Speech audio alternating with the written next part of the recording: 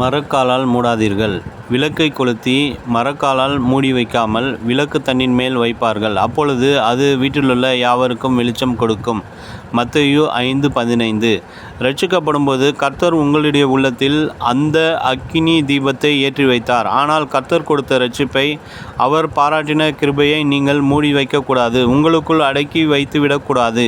இங்கே மரக்காலிலே மூடி வைப்பதை பார்க்கிறோம்.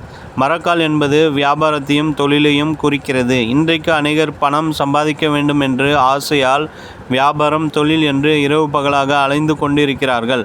வேத வாசிப்புக்கோ ஜெபத்துக்கோ ஆராதனைக்கோ அவர்களுக்கு நேரம் இருப்பதில்லை. மரக்கால் விளக்கை மூடுகிறது, அக்கினியை அவித்து போடுகிறது.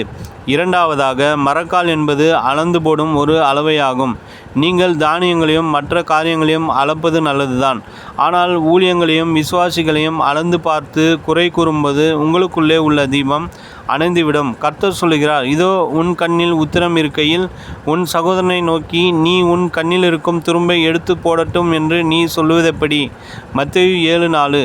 இன்றைக்கு அநேக விசுவாசிகள் தங்களை சீர்படுத்தி கொள்வதை பற்றி யோசிக்காமல் மற்றவர்களை ஆராய்ந்து அளந்து கண்டபடி பேசி தங்கள் கிருபைகளை இழக்கிறார்கள். எந்த அளவினால் அளக்கிறீர்களோ அந்த அளவினால் உங்களுக்கு அளக்கப்படும். மார்க்கு 4:24 என்று இயேசு கிறிஸ்து எச்சரிக்கிறாரே.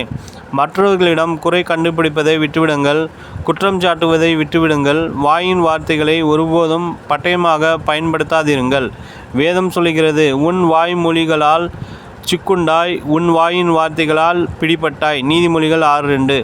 நாங்கள் அளவு மிஞ்சி மேன்மை பாராட்டாமல் உங்களிடம் வரைக்கும்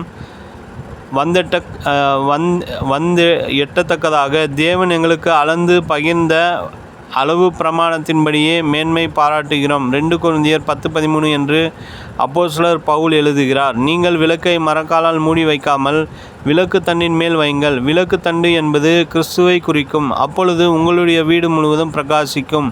வீடு என்பது தனிப்பட்ட முறையில் உங்கள் உள்ளத்தையும் பின்பு உங்கள் குடும்பத்தையும் சபையையும் குறிக்கும். உங்களுக்குள் இருக்கிற அக்கினி தீபத்தாலே நீங்கள் செல்லுகிற சபையும் எழுப்புதல் அடைந்து பிரகாசம் அடையும்.